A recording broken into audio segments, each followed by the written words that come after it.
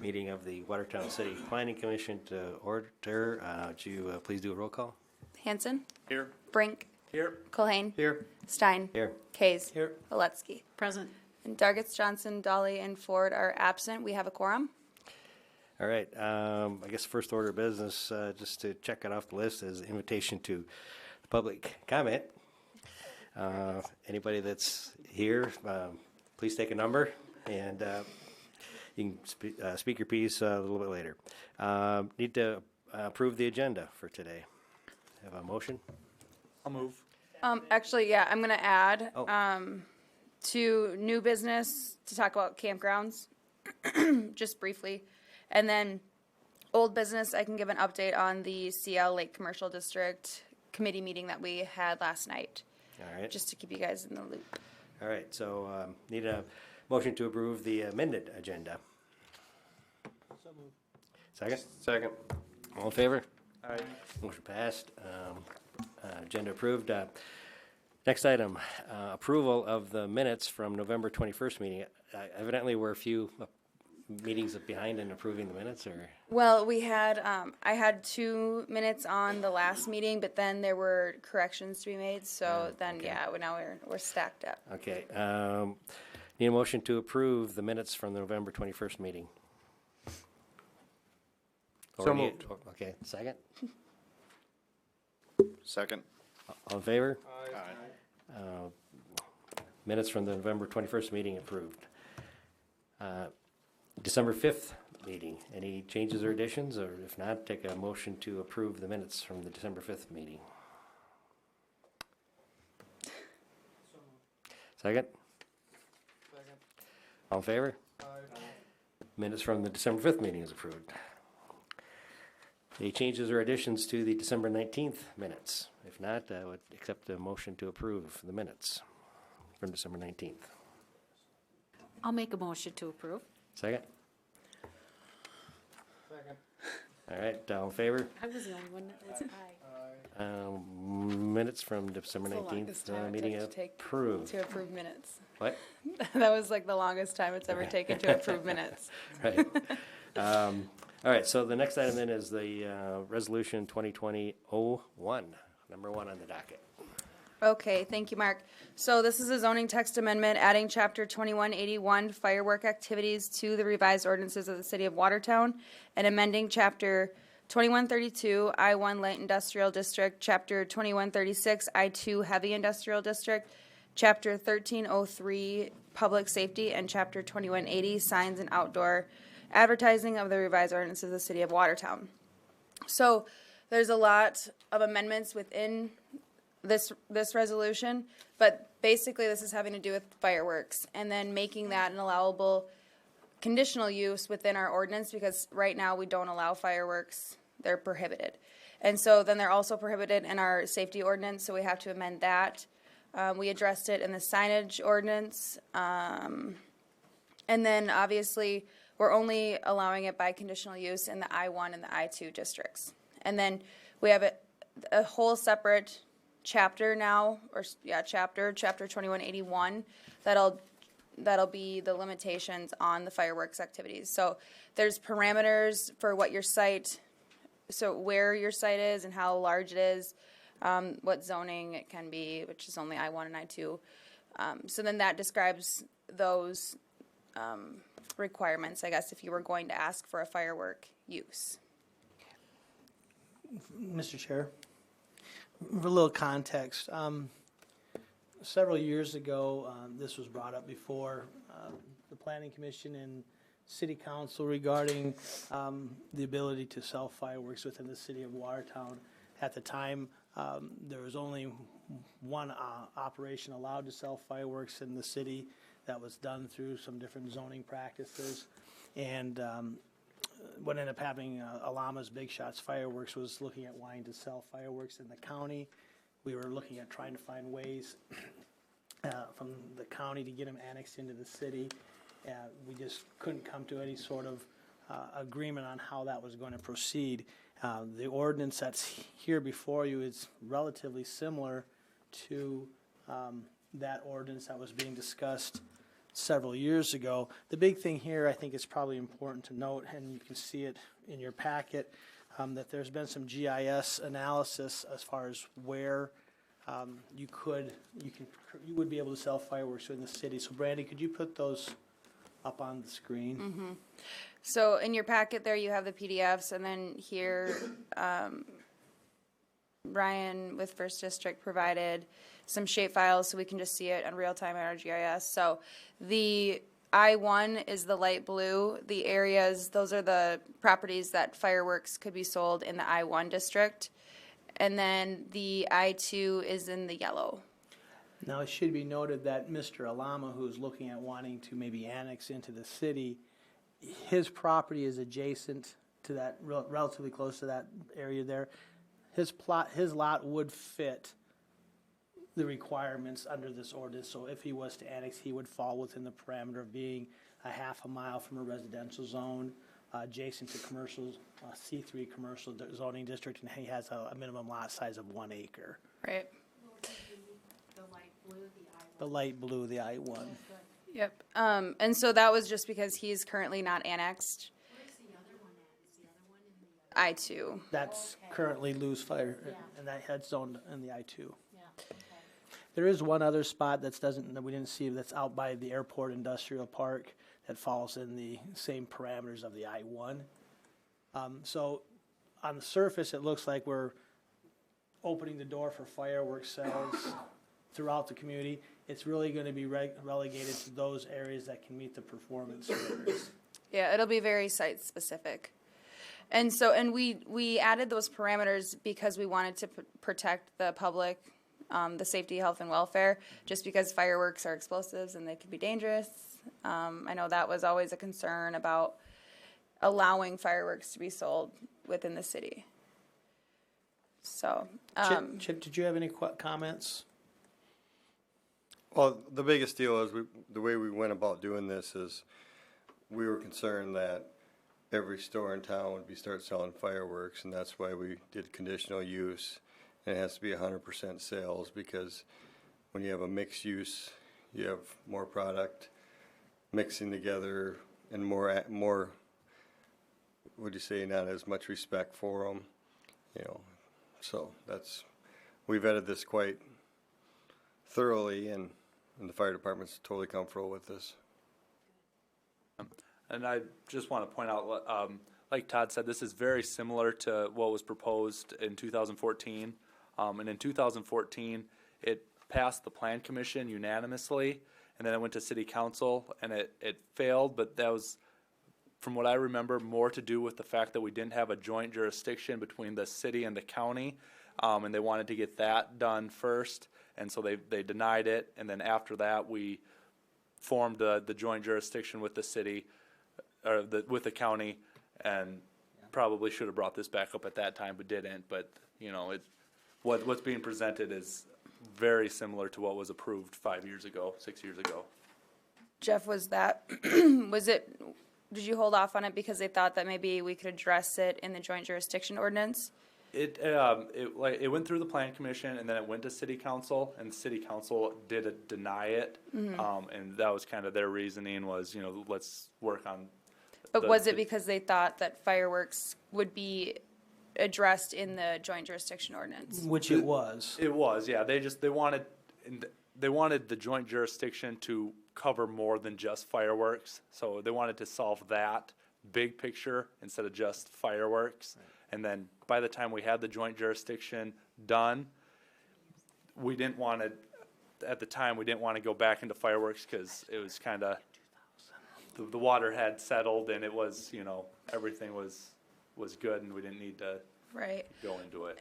And a reason too why we're bringing this forward now, because it might seem like it's just kind of a random time, but we actually, Watertown Municipal Utilities has an agreement with Big Shots and Mike Alama, because he is connected to city services. So he has to be, they said that he would have to annex by 2020, May of 2020. Yes. Yep, so we would get this amendment, as long as it would go through City Council, then that would allow for him to annex, because then the use that he is interested in, which is his business and fireworks, then he would be able to still go forward with that. And the city would be able to collect sales tax. Yep.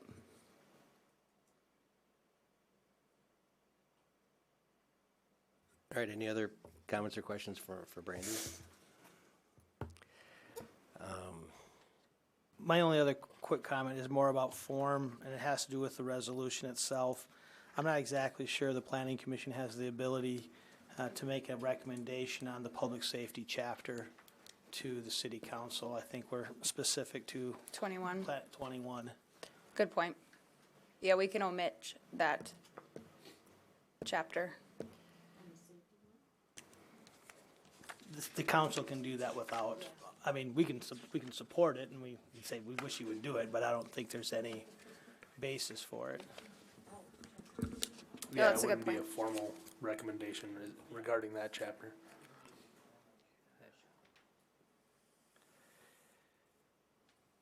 All right, anything else?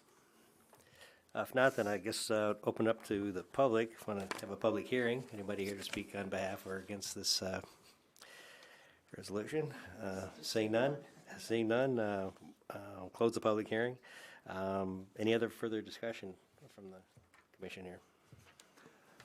Like I mentioned, I think this board was in agreements of approving it years ago. It just, the council wasn't quite ready because of where they were at with the county, but I think they've got that resolved, so I think this is a good rule to get on our books. And I agree with Jeff. I think it's, it doesn't open the door wide open. I mean, you're still gonna be far enough away from residential zoning. It's very restrictive when you take a look at the design requirements. All right, I guess we're ready for a motion. If anybody would like to present a motion to approve this resolution.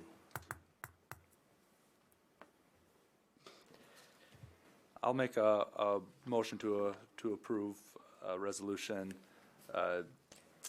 2020-01.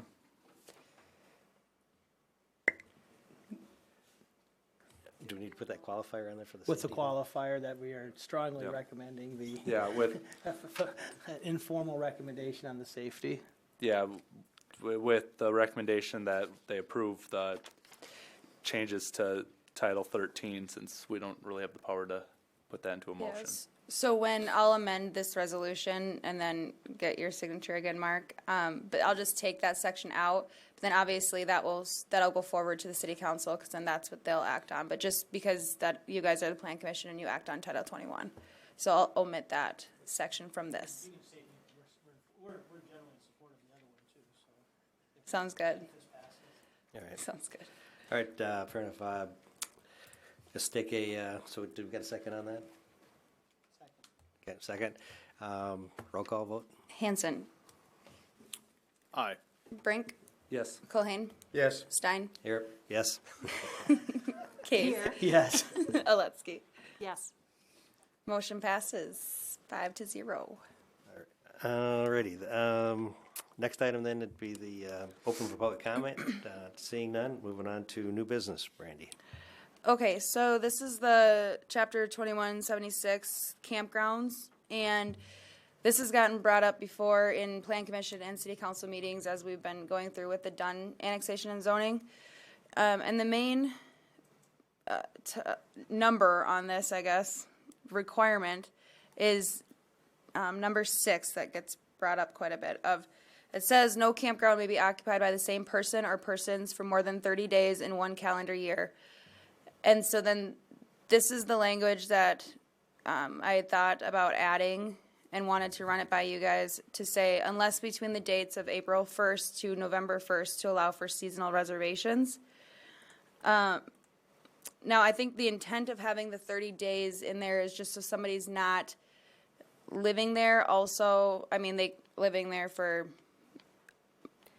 like their permanent residence or just also occupying space. So then it's not as available for other community members to utilize.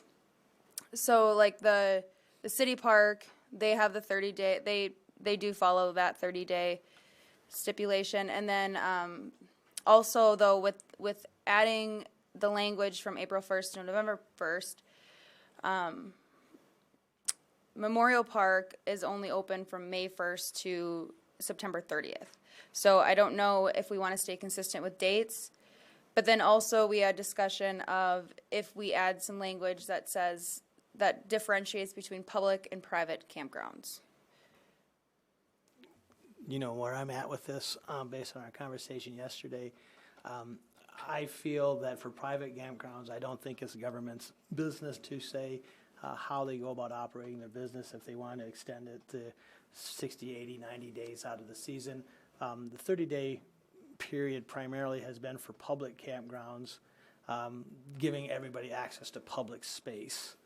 And so, to me, I don't have a problem with the 30-day rule if you want to put dates in there for public campgrounds, but I don't think it's appropriate to dictate to private business who can stay in their campground for what extended period of time. So that's why I think that it might make sense, because this isn't, the ordinance, this campground ordinance isn't just for public. So I think that if we want to be more strict on ourselves, then we can still hold true to that 30-day. But then it at least allows, because we also don't want the private campgrounds to be able to let people live out there like year round. So I think that's why just having the seasonal dates. I think the simple fix would be no public campground may be occupied, blah, blah, blah. You add number 7, no private campground may be occupied by anybody outside of April 1st to November 1st.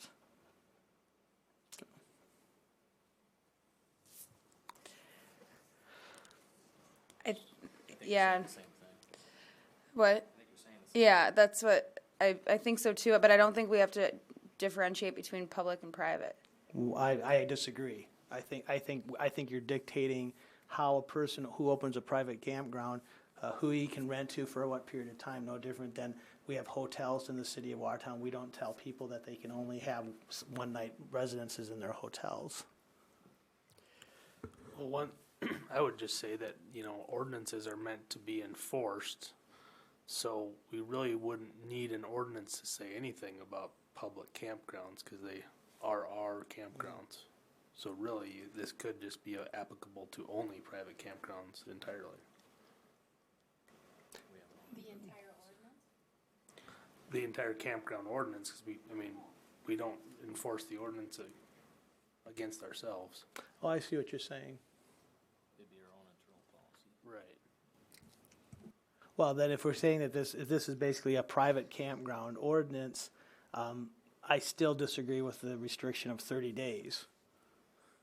Then, but I think the 30 days is still okay, just so then we're not getting somebody living out there and it turns into like a trailer court. But I think that could be addressed as, we own City Park. So unless we're concerned about Memorial and Sandy Shores, but we're also not. I guess I'm thinking of Mike Lawrence and anybody else that wants to build a campground. If Mike wants to. What about the prop? If Mike, or the prop, or if I want to go out and rent a camper space from Memorial to Labor Day, this would not allow me to do that. Yeah, it would. Because it says unless between the dates of unless. April 1st to November 1st to allow for season reservations. Okay, I'm sorry, I misread it. So it does, it opens it up for if that's their business model. So the question then you're coming back to is what do we do? Do we need to worry about Memorial or? Well, my only concerns about that is just the dates, but they also are like open or closed. So I think that extending it, because I know hunting season was brought up, that to extend it longer. So if somebody wants to come and stay through pheasant opener and whatever, then they would have more time. Would a person be able to lease a space to store a camper through the winter months on a campground?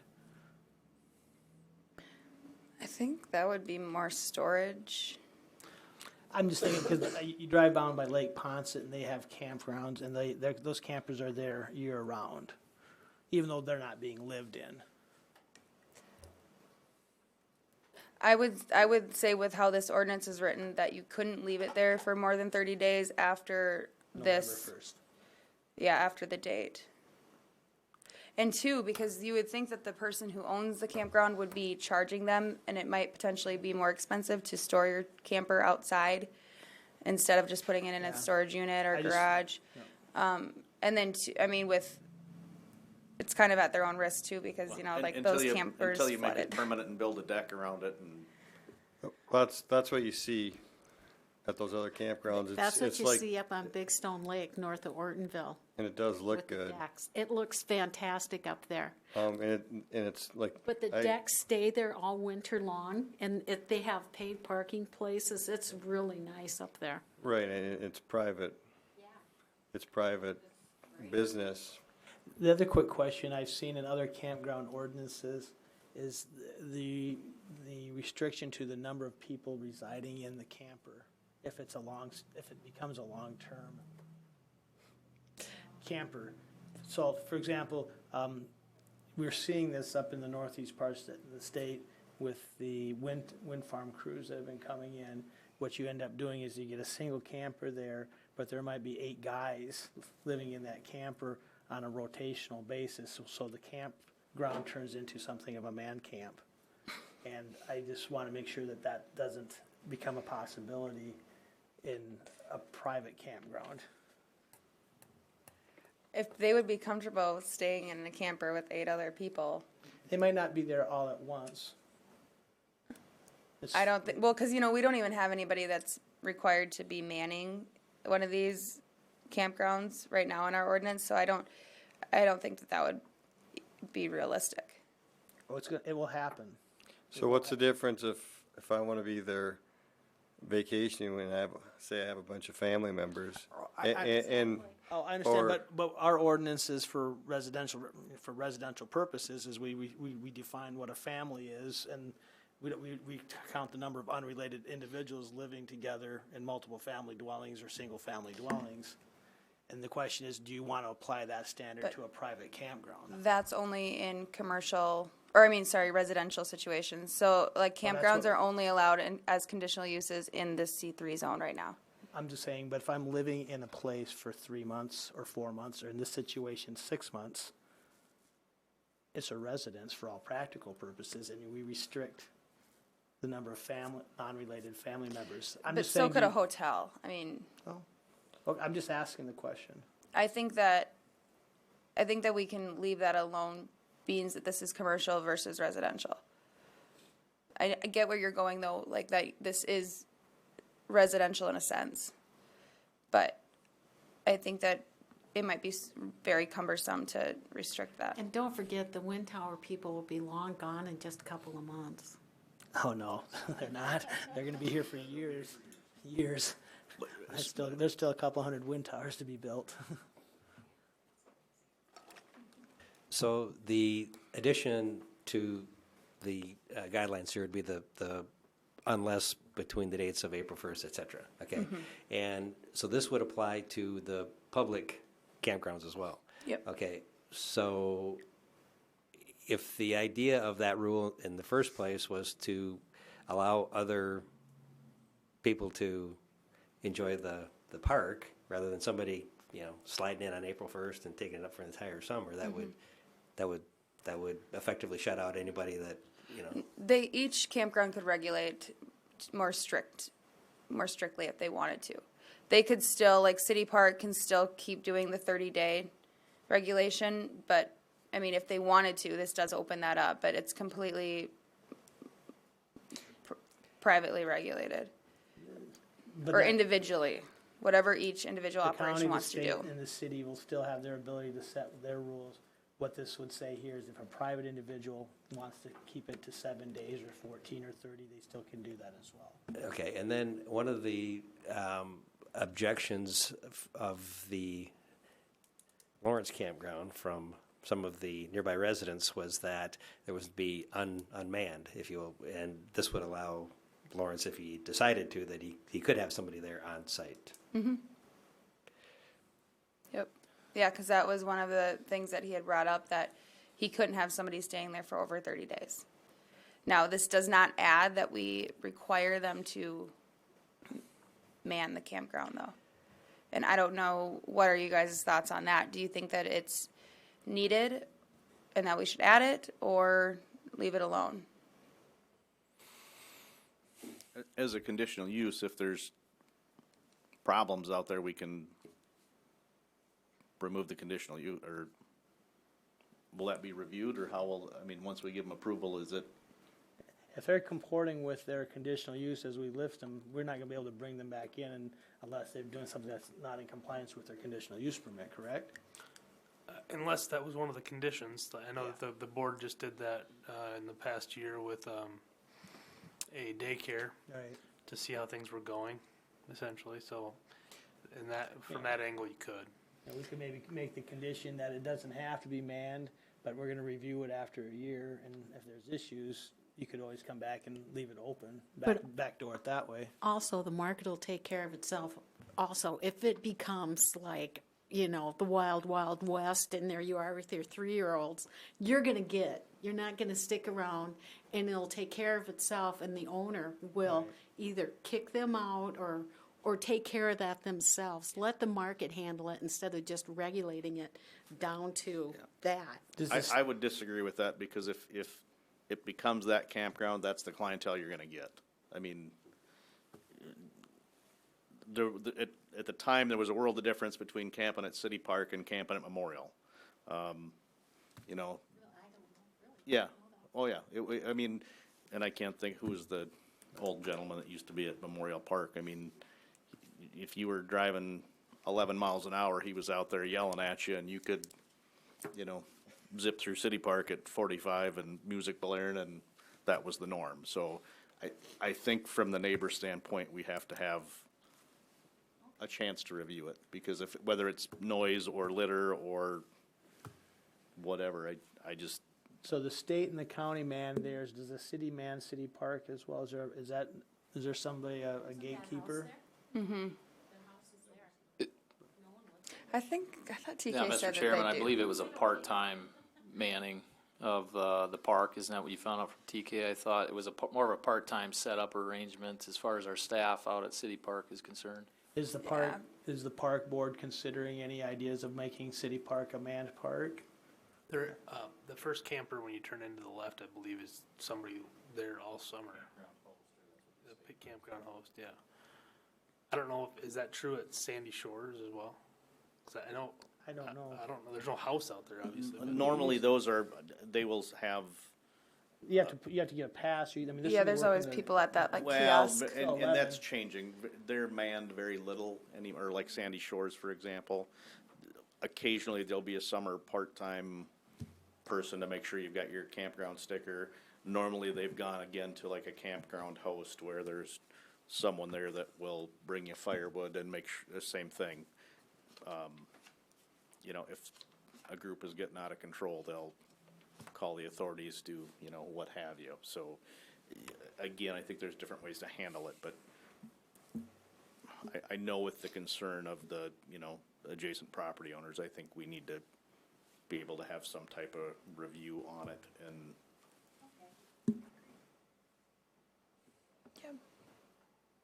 Yeah, and so that'll come at the time when the application comes to the Board of Adjustment. Then you guys can decide if you want to make that a condition.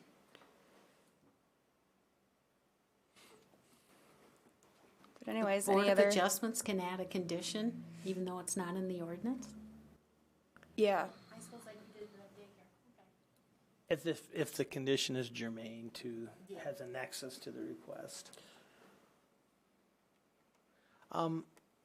So when we say each campsite shall be at least 2,000 square feet, do we want to, again, I've seen other ordinances where they put minimum pad sizes down in that area. Is that just the pad size, or is that the actual area from the pad in the living area?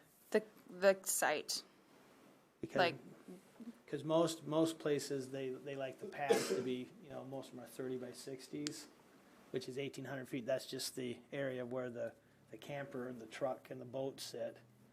Then is there spillover space? well, and that's why it says at least. So then if they want, most likely for the campground that they would put concrete down so people could pull their camper up there. But as long as, we're getting that as, at a minimum. Yeah. I mean, but I don't think that we have to get too No, that's fine, I specific. was just curious.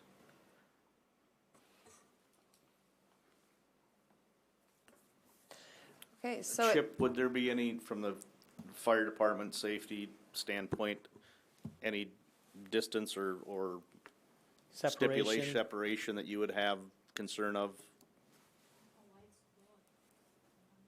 14 and 20. One way, yeah. That's Not that's that I can see of, but that's part of the conditional use, and when they come in, that's what's great about the conditional use is we can review all that at that time. And if you cram too many people in there at once, people are gonna come back What also. about proximity of propane tanks to each other outside? When they're small enough, Not a big deal. right.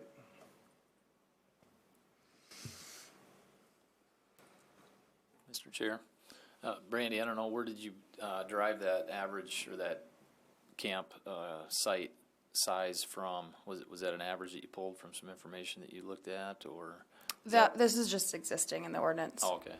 Because I was gonna say, we could do some research on that and see what some average, minimum, or maximum campsite sizes are in relation to how our ordinance reads right now. I know I just wrote an ordinance in Grant County, and they were looking at 30 by 60 pads. It's just the pad, the minimum pad size, just because the length of campers and boats and cars and everything, 60 feet's probably short, just on the pad.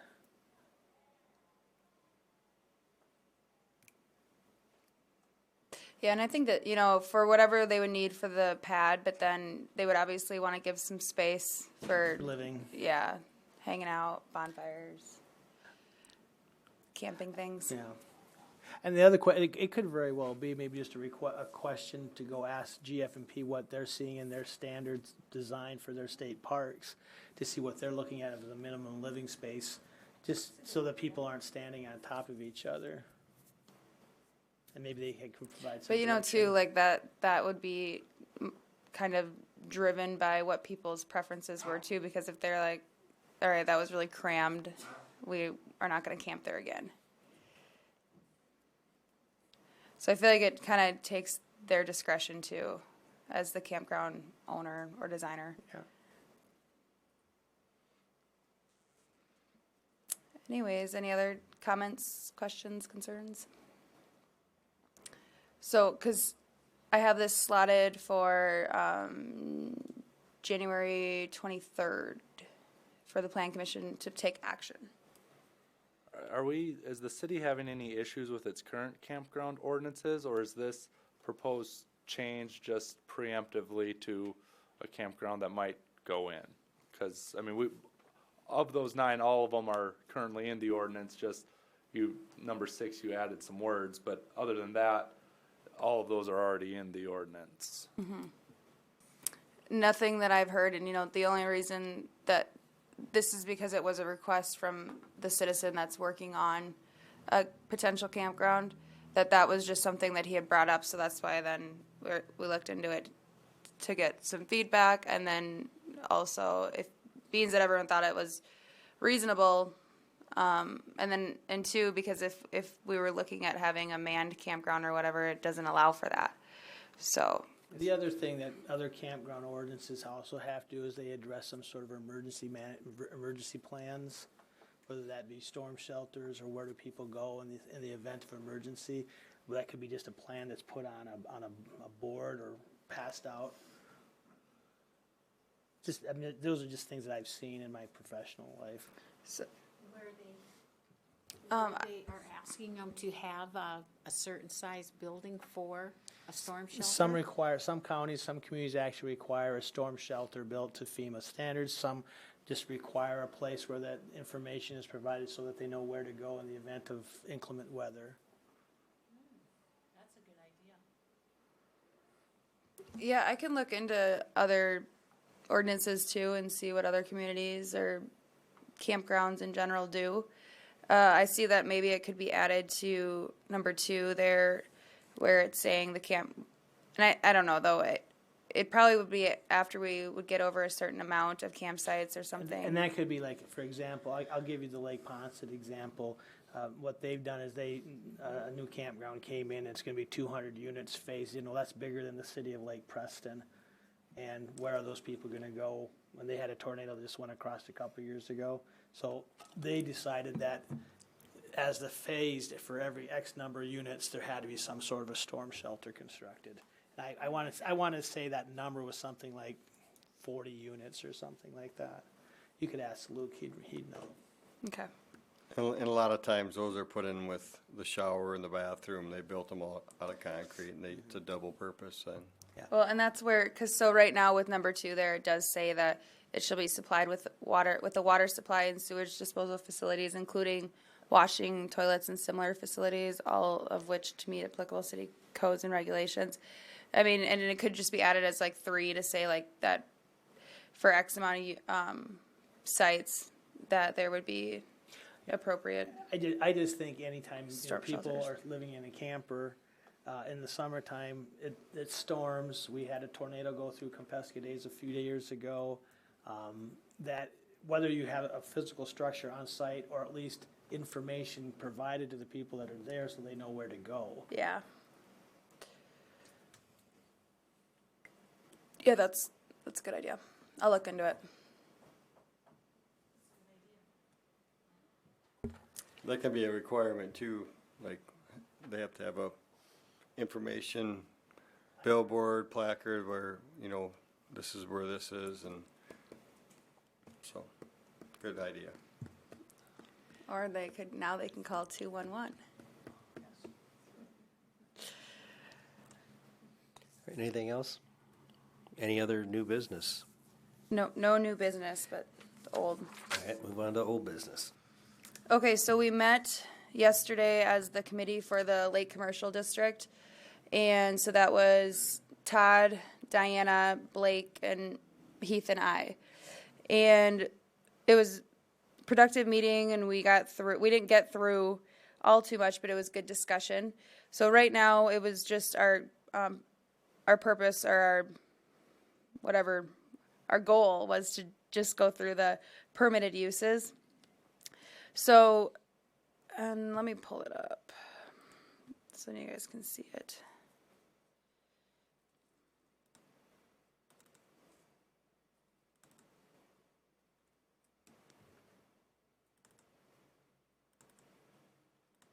Oops.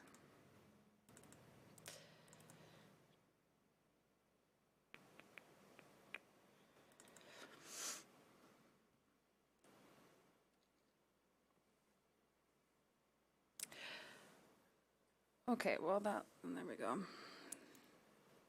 All right, so for the permitted uses then, right now, as you can see, we have a retail establishment, service establishments, motels and hotels, restaurants, automobile parking lot, recreational use, campground, storage units, storage shops, apartments using the upper floors of commercial buildings, and recreation facility.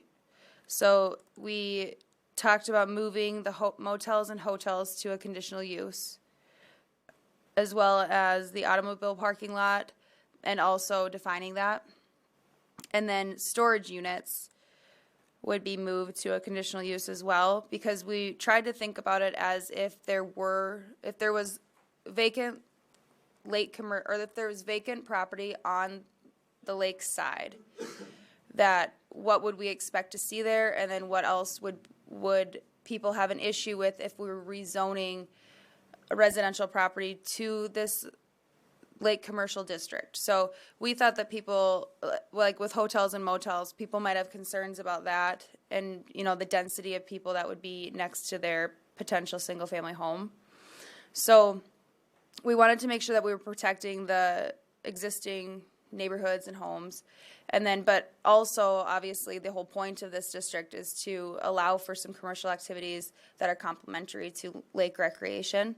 And so this wouldn't just be for Lake Compesca, this would also be for Lake Pelican. And then also to touch on with the storage shops, that's not defined right now, but that kind of goes back to the difference between a storage unit and a contractor shop, and the fact that one has a toilet or water and the other one doesn't. And What we talked about yesterday in that regard was that what we mean by storage units and storage shops were units where I'm storing stuff. We're storing stuff. well, and I And was storage shops are basically going to be, you can have water or sewer there, but you're not living or doing a business out of them. so in our current ordinance, we only have storage units or contractor shops defined. And Heath had made a good point in that discussion that contractor shops are for a commercial business, where if somebody was wanting to do private storage, but they wanted water and sewer, then it wouldn't be appropriate for them to have a business. So if we were calling it a contractor shop for them to do private storage, that wouldn't really be appropriate either. But that's all that our ordinance allowed for when Mike came in and asked for that conditional use. So that's why then the definition of a storage shop was added to allow for somebody that wanted a bathroom in their storage unit. So then that definition is here. It's a building for personal use only as a storage facility. Each structure is allowed to have water and sewer utilities. No commercial use of any kind is allowed. And then I also am going to add living quarters are prohibited, so that we don't get, somebody can have like a man cave, but they can't be living there full time. Unless they're really in trouble. So then we plan to meet again next week, and then we'll go over the conditional uses, and then also get into the design standards and making sure that everything makes sense aesthetically, and then to look into the green space requirements further. And also, to go back up to the way top there with the purpose, it was good conversation there, because right now it just, it says to establish appropriate locations adjacent to Lake Kempeska and Lake Pelican that are conducive to lake commercial activity. And to better define adjacent, then we'll come up with an actual distance. So it'll be, and then we'll include like a map. Yeah, basically what we were looking at there is just removing the word adjacent from the whole thing, just identifying an area that encompasses the lake where this could occur. And so when somebody decides, well, where am I looking at? This is the geographic area that we could turn around and look at. So for example, it would be to establish appropriate locations within 2,000 feet of the ordinary high water mark of Lake Kempeska and Lake Pelican and/or. So something like that, but I need to look at it further, so 2,000 isn't set in I stone. don't think it's a footage, it's gonna be as described in a map, is what we were just talking about. It might be 2,000, it might be 1,500, it might only be, it's more or less drawing a map and then referencing a map to the locations that would be appropriate. Yeah. So we'll look into that a little further. Down.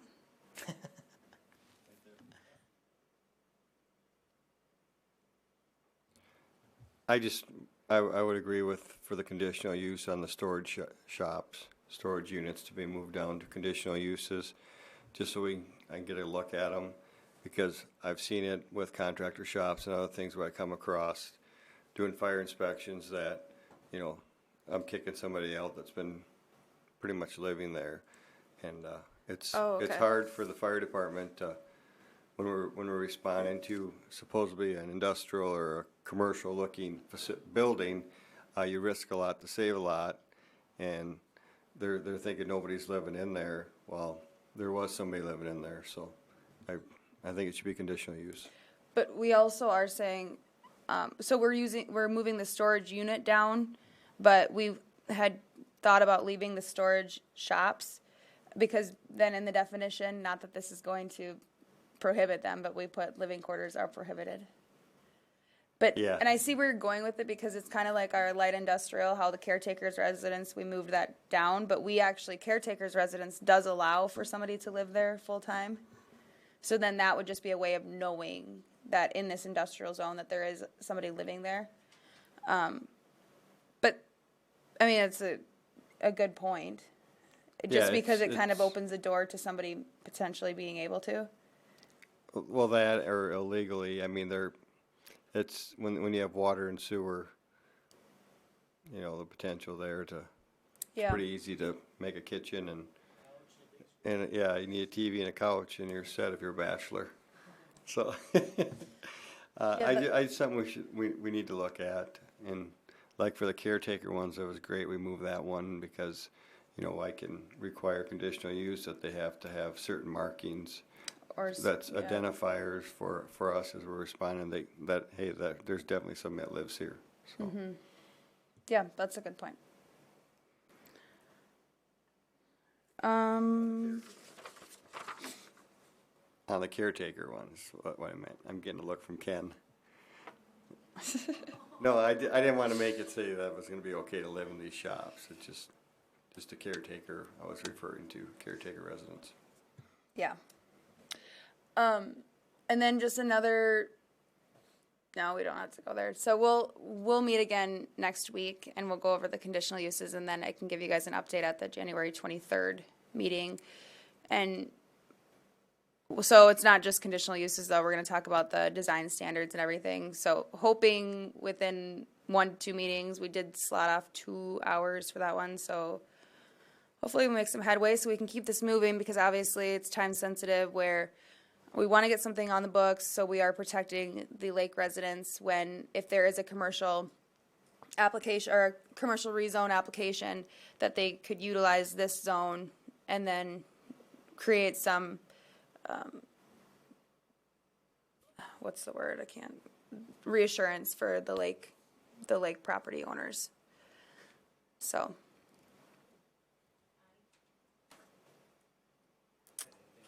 nope. I don't have anything else. Okay.